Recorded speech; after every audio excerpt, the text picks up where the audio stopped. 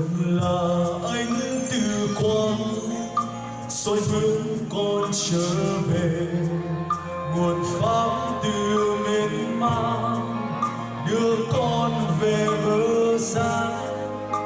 Phật từ bi soi sáng đưa con thoát lầm mê, đã bao đời say đắm trong nhung gấm lụa la.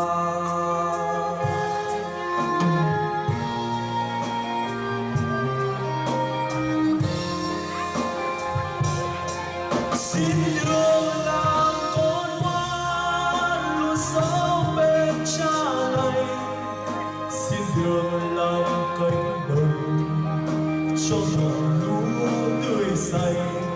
Xin một lần nữa theo gót chân cha lành, xin làm cơn mưa phá tươi mát đời khô khan. Ánh từ quang cho tâm con bừng sáng, thấu triệt đời hư vô nằm trong biển luân hồi. Phật từ bi chỉ lối cho con khói trầm luân, nương tựa ba ngôi máu thoát khỏi đời mê dâu.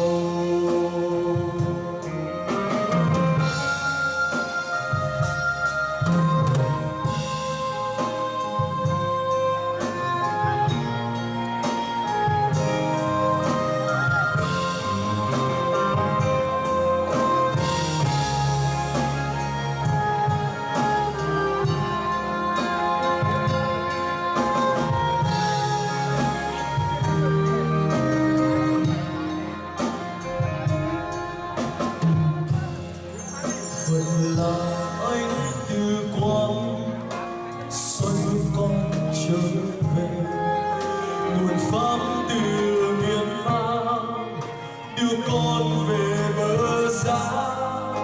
Phật từ bi soi sáng đưa con thoát lầm mê, đã bao đời si mê trong nhung gấm lụa la.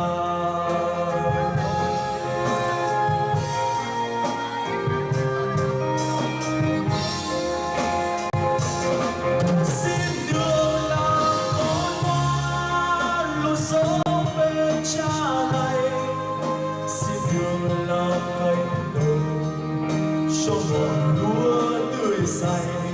Xin một lần nữa theo gót chân cha lành, xin làm cơn mưa phá tươi mát đời khô khan. Phật là ánh từ quang cho tâm con bừng sáng, thấu triệt đời hư vô nằm trong biển luân hồi.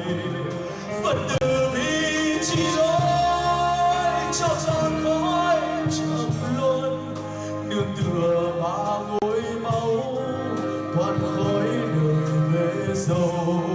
Phật từ bi chỉ lối cho con khói trầm luân, nương tựa ba ngôi máu thoát khỏi đời mê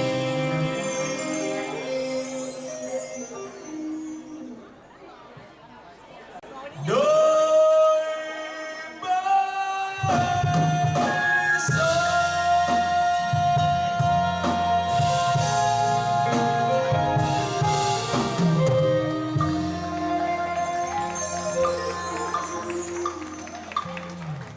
Xin cảm ơn quý vị rất nhiều ạ.